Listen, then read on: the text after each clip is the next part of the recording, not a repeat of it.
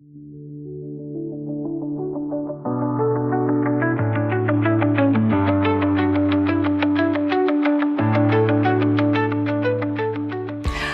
guys, it's Coach Lacey here.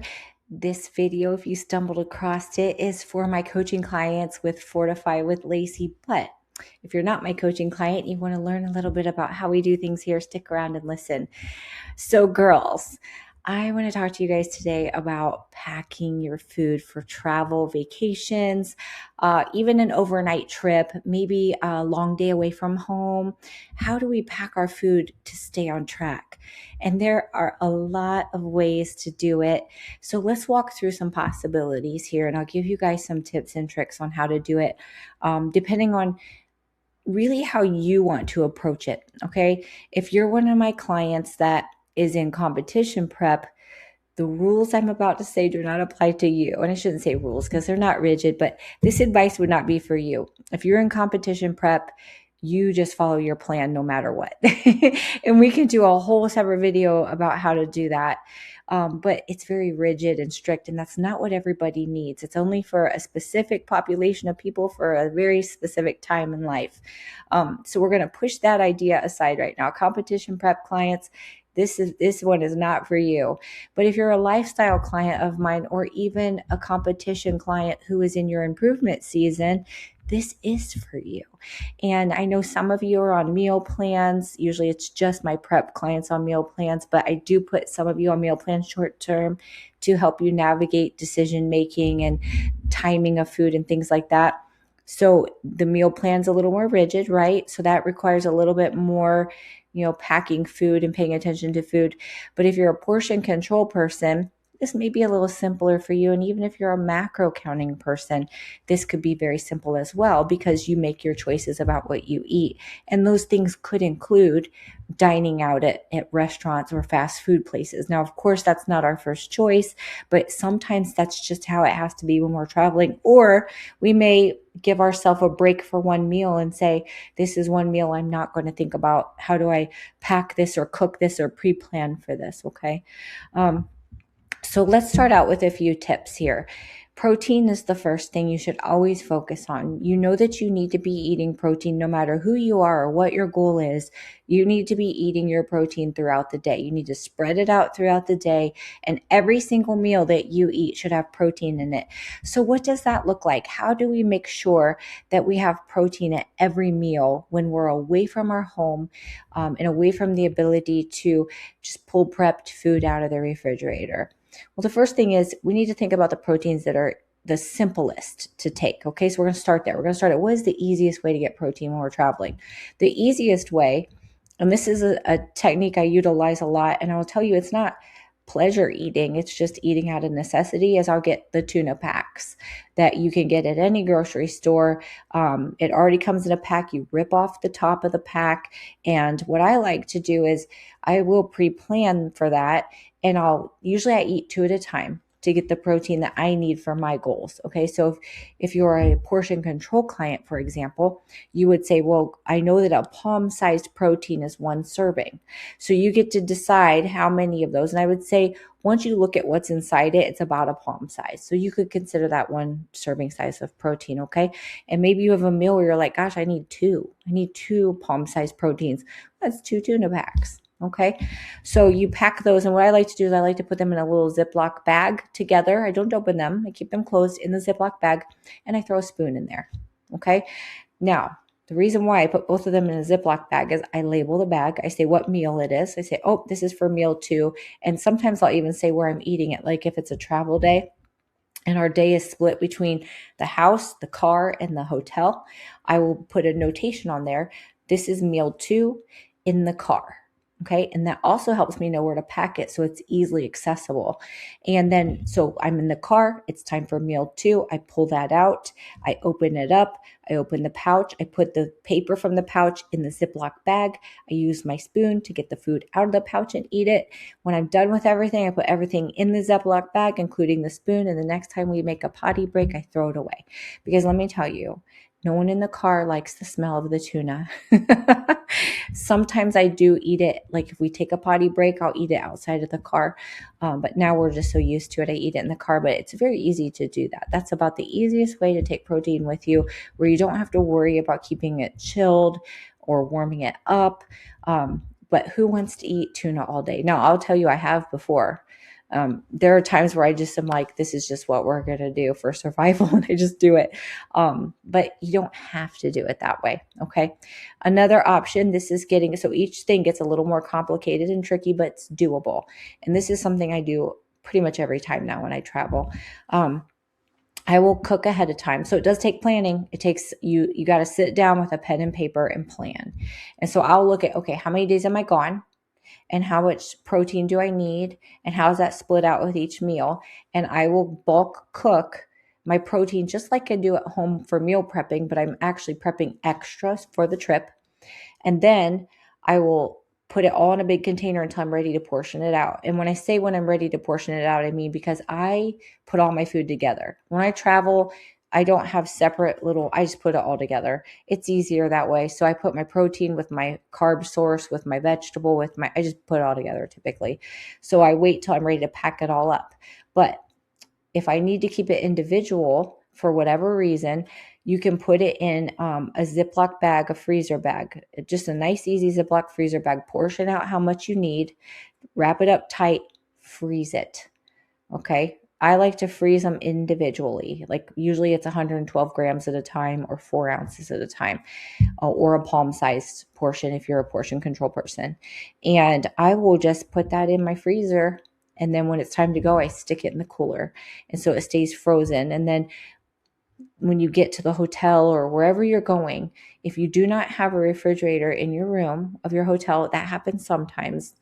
We don't travel anywhere anymore that doesn't have a refrigerator in the room. Like we specifically stay at hotels that have kitchenettes, in fact. So we have the big refrigerator. But your cooler, if you have a good enough cooler, can keep your food cold the whole time. Hotels always have ice makers. So we've done that before. In the past, we would take and just keep filling it with ice, and that's our refrigerator for the trip. And it works wonderfully. It is extra to take, it's an extra thing you got to take, and it's not the most convenient, but keeps you on your plan. So the best cooler I ever found that works the best, stays the coldest, the longest is the Ninja. It's a Ninja cooler, and it has a drawer in the front of it. 'Cause sometimes we don't want our stuff frozen, but we want it cold. It has a drawer in the front that you could open up and pull out. And so if I take things that I don't want frozen, like fruit, I don't want my fruit to freeze, I'll put it in the drawer. And that drawer is wonderful. And it's also very easily accessible in our car. If we're on the trip and we need to pull something out of the drawer, I do that with my yogurt. If I take Greek yogurt, anything that I don't want for bananas, I'll throw a banana in there if I need to. Usually we put them in a bag, but I'm trying to think what else we've put in there. Yogurt, avocado before, anything you don't want frozen. So that's a great option, and it's made by Ninja. So that's your one protein option. You could do it with chicken too if you want to. So here's how I've done chicken in the past with that same method. Usually I'll take ground turkey and I'll just cook it up ahead of time and then freeze it in portions. Another thing that you can do is take chicken, a whole bunch of chicken breasts. This is the fastest way, really, in my opinion. Take a whole bunch of chicken breast, stick it in your Instant Pot, let it cook, pull it out, shred it up. A great way to shred this stuff, it's so easy, is you get a hand mixer and you just hand mix. It just tears all that meat up for you, and that way you don't burn your hands. And I tried to use the little tong things, and it's just nothing as good as using your hand mixer to tear that stuff up. So now you've got all this shredded chicken, right? You could do shredded chicken 1,000 different ways. It's one of my favorite things to pack because if you put salsa in it, it tastes like a Mexican dish. If you want to put a different seasoning in it, like I have this chili lime type seasoning, that changes the flavor of it. You want to make a burger bowl with it, you can. It's good that way too. There's so many things you can do with the chicken. Sugar-free barbecue sauce, I mean, it's so good. All of that is so good. And there's so many things you could do with it. You could have literally chicken all day long and make it taste different, which I love. But same thing, portion it out and stick it in your freezer bags. Okay. I've done this on airplanes before too. As long as it's frozen solid, you can take that too on an airplane. Now, this is the less glamorous option, and I've done this mostly when I'm competing and I'm needing to stick to my plan really rigidly. I will take it through TSA frozen. If it has any liquid in it, they'll make you throw it away. But I'll take it through TSA frozen, and I'll keep it really warm once I get through TSA by like keeping it closer to my body or having it a little more like not insulated anywhere but out. And as it thaws, I'll eat it just like because it's already cooked. The chicken, the turkey, it's already cooked. So it's not going to hurt you. It's just, do you want to eat it cold? I'll give you a quick tip that unfortunately is not going to work for everybody. But if you're a military veteran, the USAA, I think it's called, no, that I can't remember what it's called. My husband would be so disappointed to not remember this. But anyway, every airport pretty much that I know of has this special place you can go to if you're a veteran, and they have microwaves. So we did get very lucky one time when we flew to Utah. Out of Nashville, we were able to go to this place in Nashville, and I was able to warm up my food and at least enjoy it warm instead of eating it cold. But on the road, you could always stop at a gas station. They have microwaves in the gas stations too. Another option for heating your food up on the road, there's so many products you can buy everywhere, but on Amazon in particular, that you can plug it into your car and it'll warm it up. And we've done that so many times. I packed my boys hamburgers. We're on a strict budget. Eating out hamburgers is ridiculous right now. The cost is ridiculous. And so we were like, we're just going to pack our own. And plus mine are better anyway. And so we just put them in this food warmer when it was about 30 minutes before we were ready to eat. I stuck them in the food warmer in the car and plugged it in while we were driving. And the boys had hot hamburgers right in our car. And it was nice because we didn't even use up any time to stop. So that is an option as well if you want to invest some money in something like that. And they're very small and portable, very easy to use. And you can use them in a hotel room too. They plug right into the wall. So there's that option too for warming it up. And I feel like I kind of jumped a little on that, but that is something that you should know is available to you. So proteins are really easy, and eggs. I can't tell you how many times I scrambled up eggs in years past and portioned them out separately and just ate them cold with mustard on them. I think it's delicious, but that's an option too. Scrambled eggs, scramble them up ahead of time or make an omelet ahead of time. And you can eat that cold. There's a lot of things you can do, but the barrier for most women is that these are whole food sources of getting your protein. And a lot of women don't think of it that way.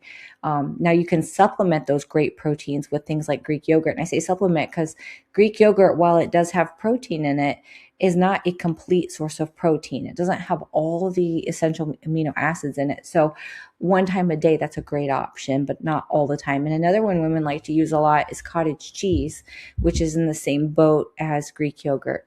Okay, so maybe once a day, but don't rely on that as your protein source. Things I would avoid for protein sources: beef sticks, beef jerky. Those are no good. Don't do that. But that's your example for protein sources. It's really easy if you put in the time to plan ahead. Then the next thing would be your carbohydrate source. I really want to go vegetables next because that's really what you should pick next. But we'll talk about the carbohydrate source first because vegetables are really easy, honestly. I don't prefer to eat them raw, like raw broccoli, raw cauliflower, raw carrots, because it does make me bloat. So I do like mine steamed, but I have no problem steaming those and eating them cold. Green beans right out of a can cold, delicious. Listen, start paying attention if you go that route. If you want to do canned vegetables when you're traveling and you don't like put them in baggies. Because a lot of times what I'll do, okay, we're talking about vegetables now. I know I said we were talking about carbs, but okay, we'll talk about vegetables. A lot of times what I'll do is when I pack my food, I'll pack the minimum that I need to get me where I'm going. And then I'll do a pickup order at the grocery store closest to our hotel or our destination. And a lot of times that grocery list, it will never include meat unless I can cook it in the hotel. Okay. And I do have a little skillet. By the way, guys, you can buy little skillets that plug in the wall too. I've done that before. packed my little skillet and cooked in my room, but I don't like to do that. I'd rather just bring my protein ready to go. But the vegetables, you can buy canned or frozen if you have a microwave in your room. I just did that last week, and I bought a few bags of frozen vegetables and warmed them up in the microwave in the room, and it was great. But canned vegetables are really easy as long as you either take a can opener or you get the vegetables that have the tab top opening. Pay attention to that. I got burnt once on that because I bought vegetables not thinking, got to the hotel, and I was like, how am I going to open this can? No one had a can opener in the whole hotel, so we had to go back out again and get a can opener. So just be prepared for that. But green beans are great cold. I'll pack them all the time for car trips and just eat them cold. You can throw them together with your tuna pack if you want to. You could literally take a tuna pack, a tab top open can of green beans, and rice cakes, and you're good to go. You don't need to cook anything. But that's extreme, right? I've done it lots of times, but it is extreme. So the vegetables are actually really easy. All right. I hope that gives you guys some, canned corn is delicious cold too, right? So then the next thing, we'll get into the carbohydrates. All right. The easiest packable carbohydrate ever is a rice cake. But a rice cake, while it does give you calories and carbs, it gives you nothing else. There's really no good nutrition that comes out of a rice cake. But there have been times I've been on trips. I remember this one 3-day trip I took, and I literally only ate rice cakes for my carbs. All right. Not ideal, but I made it work and it kept me on my plan. All right. But it's not ideal. What is ideal though is things like the little pre-packed rice containers. Those are great if you want rice for your plan. You just have to make sure you portion it out correctly. Another great carbohydrate to take would be oats, dried oats. I always take dried oats, or I'll buy them at the grocery store when I get to my destination. Those are easy to cook in any hotel microwave. So easy, especially I always pack my own bowls. I pack my own plates, my own silverware. So I always have it in case I wouldn't be in a hotel that has the kitchenette. But anymore, we just pick the hotel with the kitchenette. And I've cooked full meals there. Full meals. We're getting down to, that's advanced, but it's possible. All these go in baby steps. Listen, when I first started this, I wasn't going to cook any meals in a hotel. Baby steps there. And so pick what sounds easiest and most reasonable to you and do that. A lot of you guys stay in Airbnbs. You got a kitchen there usually, so you have the option to cook. You just find the grocery store. So I always plan ahead and figure out where everything is at, grocery stores and things like that, so I know what to get as soon as I get there. And I make a grocery list and I have it ready to go. And anymore, I just order my food ahead for pickup and I just estimate what time I'll be there. We just did that in Virginia last weekend. We got there, and before we even went to the hotel, we made a stop at Walmart on the way and grabbed our food that I put in the order pickup. It was so easy.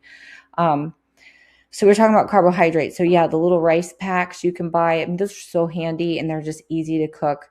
Oats, cream of rice, if you make it ahead of time, is really good. Let me think what other carbohydrate sources. I know you guys are like, what about bread? What about, I don't eat that way, but you can as long as you portion it out correctly. I'm thinking, I'm trying to be creative and not tell you guys exactly what I do all the time, because I am rigid. I'm very rigid, and I know that, and I don't expect you to be, unless you want the best result possible. And then yes. So fruits are a carb. Okay. So if you're going to get fruit, fresh fruit's always the best if you can get it. That's why I have that drawer. I'll take just enough fruit that I need for the trip. And then when I get to the store, I'll go buy fresh fruit. Bananas are so easy, just throw in a bag. So there's some ideas for you, but really the big thing is planning ahead and making yourself a meal plan and saying, this is what I'm going to eat. Now let's talk about how we work in food that's not packed by us and not on our plan. What if you say, hey, you know what? I'm willing to have some of these anchor meals. Like, I know my breakfast will always be this thing and I'll pack that. My lunch will always be this, but maybe I want to be a little more free for dinner. So we call those anchor meals. They're planned out. They follow your plan exactly, but then give you freedom later to go, okay, I'm going to eat out now. And we know eating out can skew some of those portions a little bit, but we could be willing to do that traveling if we have our anchor meals nailed down, right? So that way it's not a free for all day. And the temptation isn't there to keep, eating things that maybe wouldn't fit so well into the plan. So you're going to go out to eat. Great. Let's say you're on a 3-day trip and you're not in competition prep and you're willing to negotiate a little bit with your diet and understand that you may not have the most perfect result that week, but it's okay because this is a trip, then maybe you would say, okay, every night I'm going to eat out for dinner, but on 2 of the nights, I'm going to really follow my portions wherever I go eat. I'll get a salad with a protein on it and just be careful, okay? But that 3rd night, I think I'm going to splurge, right? And just go have fun. Try to keep it within the portions you have remaining, but kind of let loose a little bit, okay? That's reasonable for so many people to do that, and it's not a bad thing. It's a bad thing when it's every day or all day. Okay, so kind of give yourself the grace to have some flexibility in case you need it. If you choose to do that, maybe I could never do that, but some people could. So I want you to know either way is fine. It's whatever works best for you. Okay. Salt, always pack salt with you if you like to put salt on your food. I've messed that up one time, and let me tell you, 99% lean ground turkey with no salt on it. That is not good. I did it. I ate it because I had to, but no joy. So make sure you pack salt. I like to pack, so salt can get messy, okay? If you don't have the right lid for it, salt gets messy. So for the longest time, I would put it in a pinch pot that had a nice cover on it that would seal down. But the thing is, a pinch pot makes a mess because you're pinching it out and putting it on, and there's salt all over the car if you're traveling, or salt all over your hotel room. So what I have graduated to, boy, if this ain't a hack, I wish somebody told me this 10 years ago. You guys are getting it right now. You're so lucky. They make these, I didn't even know until 3 weeks ago that this was a thing. Okay, so this is new for me, but they make these salt and pepper. I don't want to call them shakers because you don't shake them, dispensers that you push up. They're electric or battery operated. You push a button and they grind up your salt for you or your pepper right on your food. And they're not messy at all. We just took them with us to Virginia and they were a lifesaver in the car and in the hotel. And they make no mess and they're kind of cool too. So Amazon, got them on Amazon for like, I don't know, $20, and they were worth it. Now, I might change my mind when the batteries run dead and I have to change batteries on it, but right now I love it. So there's an option for you with the salt and the pepper. And I don't think, obviously, you would have to put salt and pepper in them. You could put any seasoning you like that grinds up. But it also lets you select how coarse you want the salt or how fine you want it, which I thought was nice too. So that's a great one. If you like to take condiments, like for the longest time, I took mustard with me all the time too. I'm kind of off of mustard right now for the moment, but mustard or hot sauce, if those are things you like, those are freebies. You don't have to count them towards anything. Those are great things to put in that little drawer too that comes in that Ninja cooler. But those are things you can pack too. And also Amazon sells these little smaller condiment containers that you can fill up, and they're kind of like silicone. So they squeeze really easily and they clean really easily. And they're like this big, and you could put anything you want in it. We've put mustard, ketchup, relish, like dill relish in them before, Chick-fil-A sauce, hot sauce, barbecue sauce. I mean, anything you want. And then it's easy to travel with those little things. So there's an option there too if you travel a lot. I think that pretty much covers it. Just make sure you keep everything easily accessible. If you're in a car and you need to get to your food, really plan that out in your mind when you're packing. You'll be good at it in no time. Listen, if I can do it, you can. You guys wouldn't believe everything we pack for food. My whole family eats now that way. It just saves us so much money, and we know we're eating good food. It takes a lot of time, a lot of meal prep, but it's so worth it. It is so worth it. And you get good at it. The more you do it, you get good at it. So if it sounds intimidating to you at first, pick 1 or 2 meals to prep ahead just to get the experience, because that's what this is about. It's a journey where you test some things and see how it works for you, and you learn about it. You get the experience, and the next time you add a little bit more to it, and then pretty soon you're so confident in it and you're good at it. So don't be discouraged if you feel a little overwhelmed by the idea of packing your food. You just start small and then work up. And like I said, last weekend I cooked 2 absolutely amazing meals for my husband on a stovetop in a hotel. Absolutely amazing. And it was easy, but I could not have done that 8 years ago, 10 years ago when I was first learning all of these things. It takes time to build up that confidence to be able to do that, but you got to start somewhere. So give it a try, guys. And if you have any questions about packing your food for travel, let me know. I hope I covered everything, but obviously I could have missed something too. But give it a try. That's what it is. Just give it a try. If you guys try it and something doesn't go well, tell me. Let's talk about it. in your check-in, and I'll teach you a way to overcome it. I tell you guys all the time, I'm a hurdle jumper. You bring me your hurdle, whatever's the barrier in your journey, bring it to me, and I'm going to teach you how to jump it. Okay? So you bring me those hurdles and we'll jump them together. Okay? I love you guys so much.